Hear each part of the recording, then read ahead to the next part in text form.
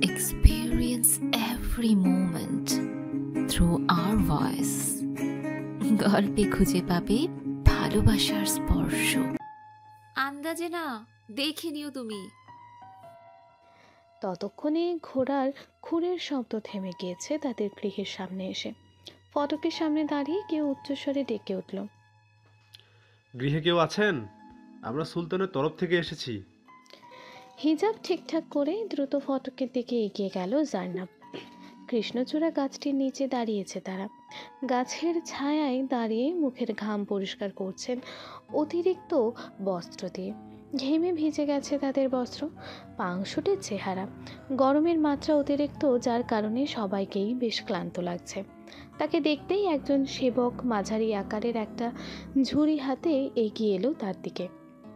ঝুড়িখানের উপরে সুন্দর সোনালি কাপড় দিয়ে ঢেকে দেওয়া হয়েছে। ক্লান্ত স্বরে বলল, আসসালামু আলাইকুম। মহামান্য সুলতান রোজার সামগ্রী পাঠিয়েছেন তার প্রজাদের জন্য, দয়া করে গ্রহণ করুন। চমকালো জার্নাব। তার মানে জোভিয়ার কথাই সঠিক। সে কৃতজ্ঞতার হাসি হেসে ঝুড়িখানা ধরে বলল, ওয়ালাইকুম সালাম। ধন্যবাদ আপনাদের। সুলতানকে অবশ্যই রমজান মোবারক জানাবেন আমাদের তরফ থেকে। অবশ্যই। আপনাদের দেখে ক্লান্ত মনে হচ্ছে, গরিবের গৃহ থেকে কি একটু পানি পান করবেন? এবার অন্যান্য সেবকগুলো এগিয়ে এলো। তাদের মধ্য হতে একজন শুকনো গলায় বলল, সত্যি বড্ড তেষ্টা পেয়েছে, একটু পানি যদি পেতাম তাহলে গলাটা ঠান্ডা হতো। কেন নয়, অনুগ্রহ করে একটু অপেক্ষা করুন, আমি এক্ষুনি পানি নিয়ে আসছি। সে ঝুড়ি হাতে হন্তদন্ত হয়ে ছুটল বাড়ির ভেতরে। ঝুড়িখানা বড্ড ভারী, এটা নিয়ে বেশি জোরে হাঁটতেও পারছে না সে। কোনো মতে বারান্দায় পৌঁছে ঝুড়িখানা রেখে দৌড়ে গেল রান্নার ঘরের দিকে। তাড়াহুড়ো করে কলসি সমেত কোমরে তুলে নিল সে। পানির পাত্রটা কলসির ওপর উপুর করে নিয়ে পুনরায় ছুটল ফটকের দিকে। ফটকের সামনে কলসিটা রাখতে আর কিছু করতে হলো না তার। সেবকগণ নিজ থেকেই পাত্র নিয়ে পানি ভরে ভরে খেতে শুরু করলো। একে একে সকলের তেষ্টা মিটে গেলে তবেই থামলো তারা। স্বস্তির শ্বাস ছেড়ে পানির পাত্রটা কলসির উপর রাখতে রাখতে বলল, শান্তি পেলাম, পানিটুকু বড্ড প্রয়োজন ছিল, ধন্যবাদ আপনাকে। স্বল্প পরিসরে ঠোঁট দুটো প্রসারিত করলো জার্নাব। সেবকগণ ক্লান্ত চেহারায় পুনরায় উঠে বসলো ঘোড়ার উপর। তীব্র গরম সয়ে নিয়ে ঘোড়া দাঁড়িয়ে ছুটে যায় সাম্রাজ্যের অন্য পাশে। আজকেই রমজানের চাঁদ দেখা যেতে পারে, এমনটাই ধারণা করেছেন মহলের গণ্যমান্য ব্যক্তিবর্গ। তাই আজকের মধ্যেই সকলের ঘরে ঘরে রমজানের সামগ্রী পৌঁছে দিতে হবে। সবাইকে ভালো রাখতে হলে তাদের এটুকু কষ্ট তো সইতেই হবে। তোহফাকে কোলে করে নিজ কামরার পালঙ্কে বসে আছেন সুলতান শাহজাইন। সম্মুখে স্থির চিত্তে দাঁড়িয়ে আছে আজমাইন মাহতাব। চাঁদ দেখার প্রস্তুতি চলছে মহলে। তোহফা অস্থির হয়ে উঠেছিল চাঁদ দেখবে বলে, তাই সুলতান তাকে নিজের সঙ্গেই রেখেছেন। তবে এখানেও সে চুপ নেই। সুলতানের খোঁচা খোঁচা দাড়িগুলো ছুঁয়ে দিচ্ছে নিজের ছোট্ট ছোট্ট হাতে, আবার কখনো দাড়িতে টান দিয়ে মাহতাবের দিকে চেয়ে হেসে উঠছে শব্দহীনভাবে। তার ছোট্ট ছোট্ট দাঁতগুলোর নজর কাড়া হাসিতে হাসছে মাহতাবও। এবার যেন সাহস বেড়ে গেল তার। হাত বাড়িয়ে মাহতাবের তালোয়ার ছুঁতে গেলেই তাকে টেনে সরিয়ে নিলেন সুলতান। চোখ রাঙিয়ে বললেন, আম্মা, দুষ্টু হয়ে যাচ্ছেন আপনি, আপনার আম্মা জানের মতো। মাহতাব চাচ্চু কিন্তু ভীষণ রেগে যাবেন তার তলোয়ারে হাত দিলে। আগ্রহী নয়নে চাইল তোহফা। সুলতান পুনরায় বললেন, কেউ তলোয়ার ধরলে মাহতাব চাচ্চু তাকে খুব মারে।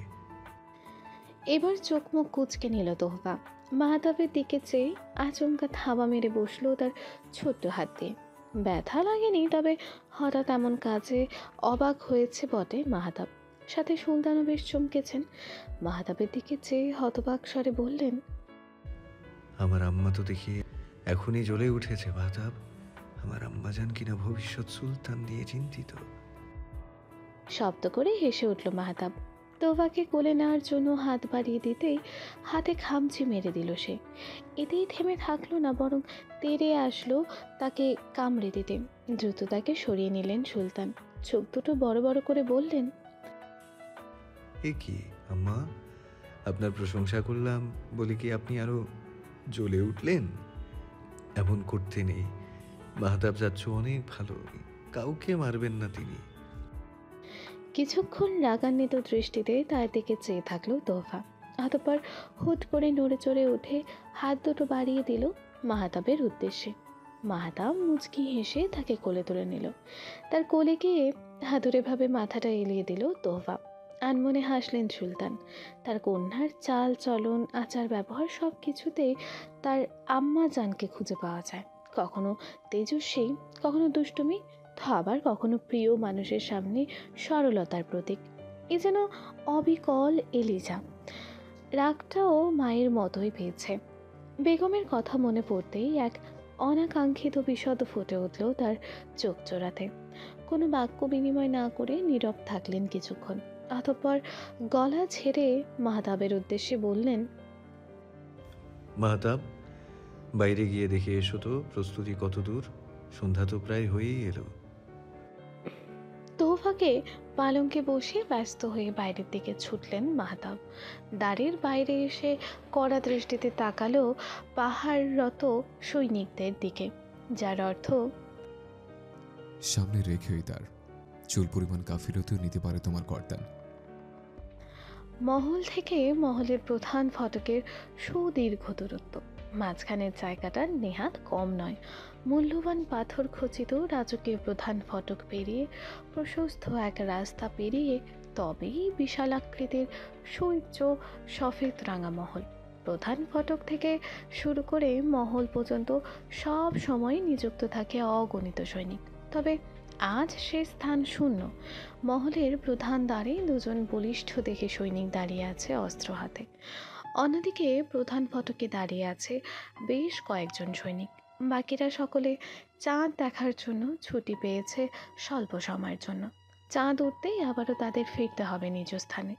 মহলে অজ্ঞাত ব্যক্তির প্রবেশের জন্য এটাই বোধহয় মোক্ষম সুযোগ।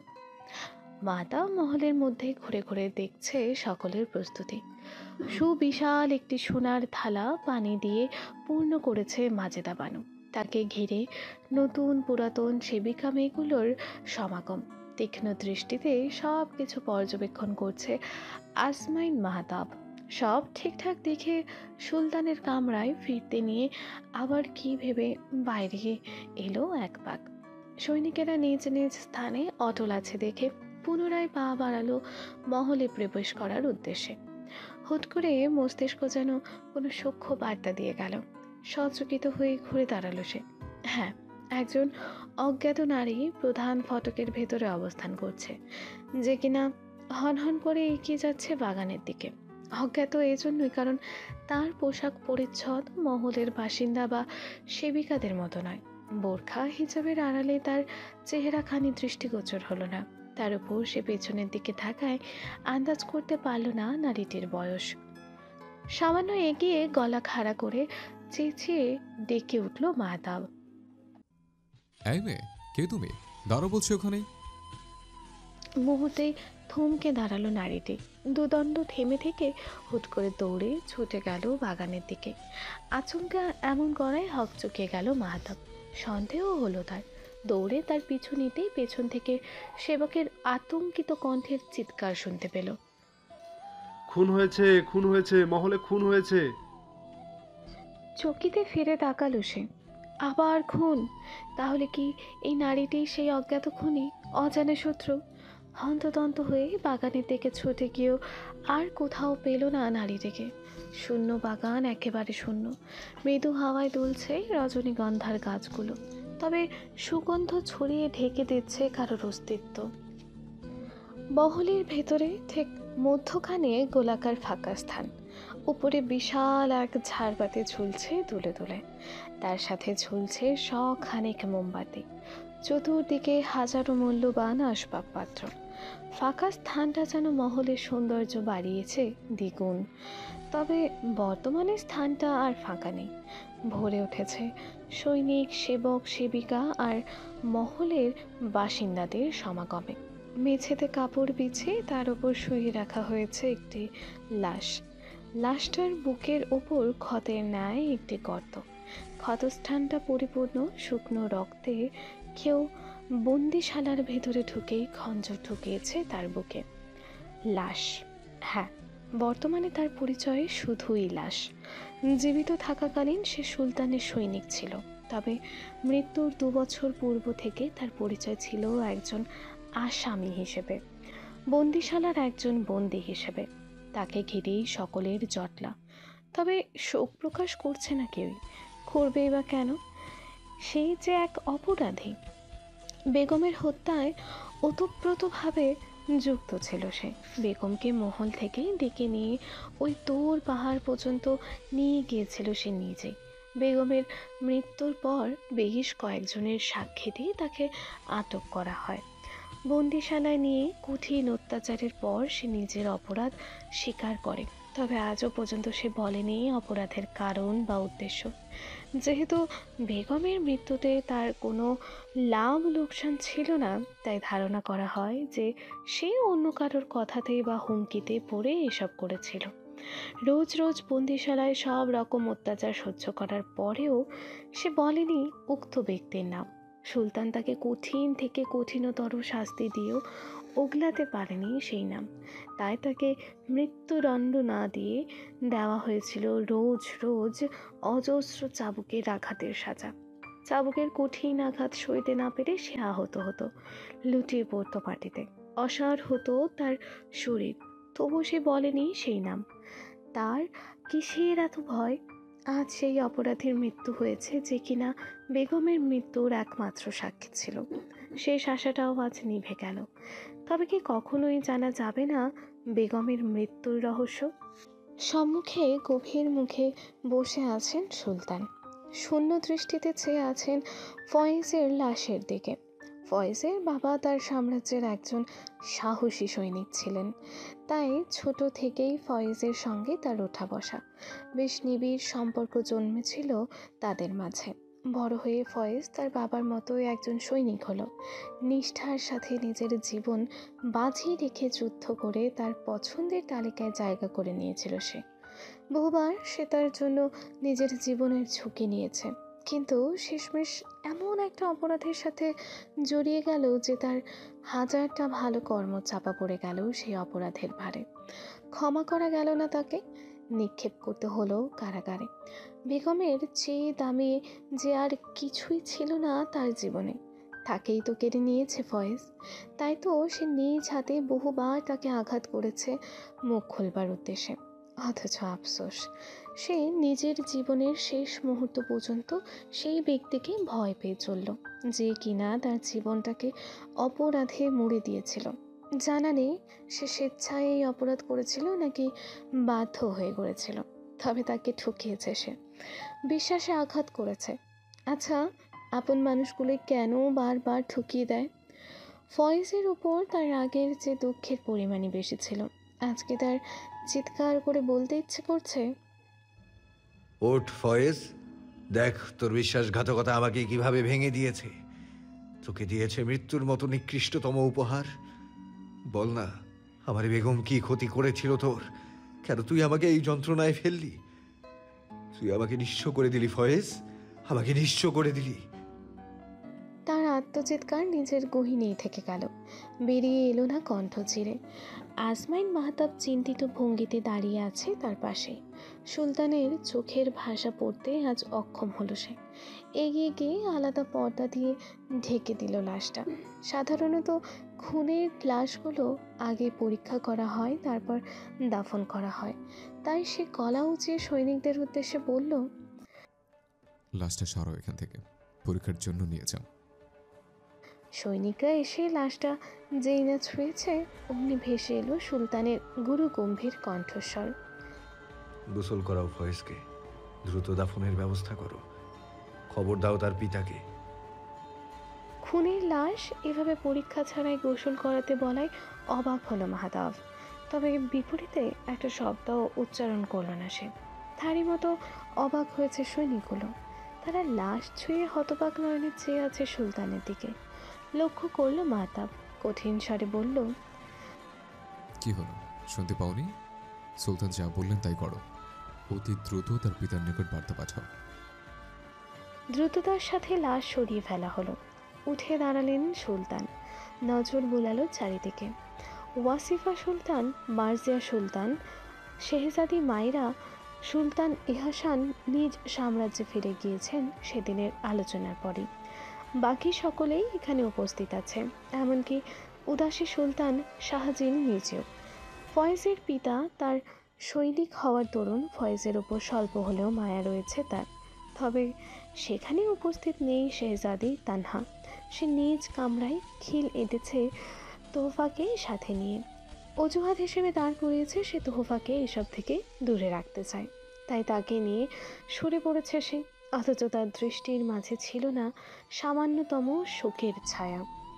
এটা আজ নতুন নয়, কখনোই কারো মৃত্যুতে শোকাহত হতে দেখা যায় না তাকে।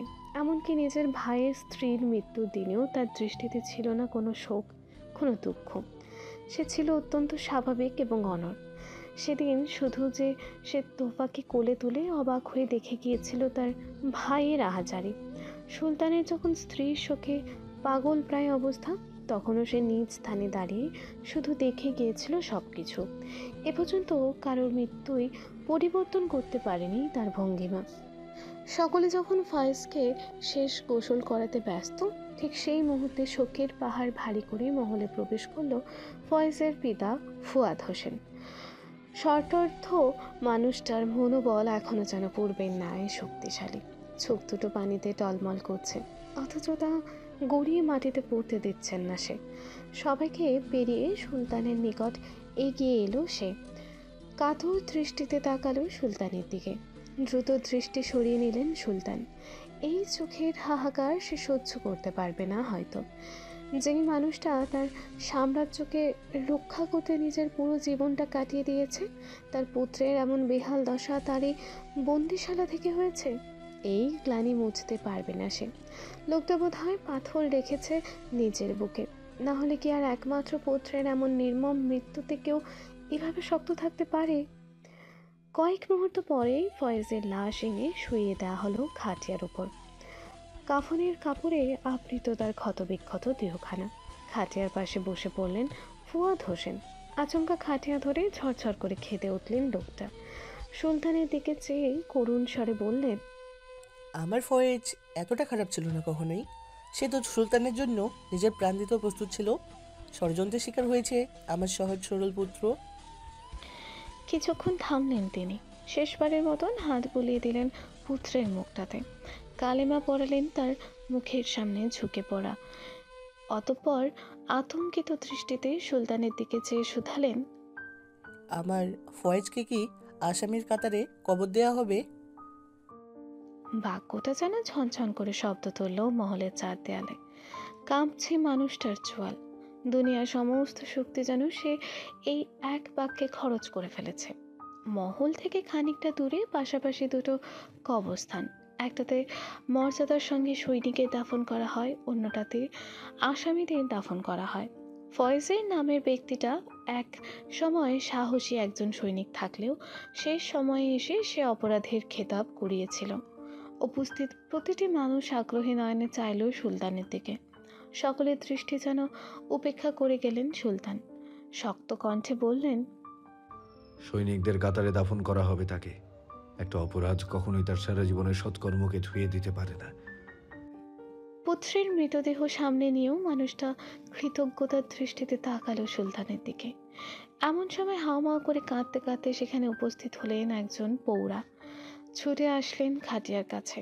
খাটিয়ার কাঠের মধ্যে দিয়েই হাত গুলিয়ে দিয়ে চিৎকার করে উঠলেন তিনি, ফাইজ, আমার বাচ্চা, আমার বাজান, আমার বাজানকে ওরা মেরে ফেললো। মিথ্যা অপরাধের আসামি করে বন্দি করেও শান্তি মিটল না তোদের। জালিমের দল, আল্লাহ বিচার করবে তোদের। আবার কোল খালি করে দিলি, আমার বুকের মানিকিরে মেরে ফেললি। আমার বাচ্চার কতই না কষ্ট পেয়েছে, ওই খঞ্জর আমার বুকে ঢোকালি না কেন তোরা? দূরে দাঁড়িয়ে নিঃশব্দে কাঁদছেন একজন অল্প বয়সী নারী। অচেনা হলেও কারোর বুঝতে বাকি রইল না যে সে ফয়েজের স্ত্রী, তার অর্ধাঙ্গিনী। ফুয়াদ হোসেন খাটিয়ার কাছ থেকে টেনে তুললেন নিজের স্ত্রীকে।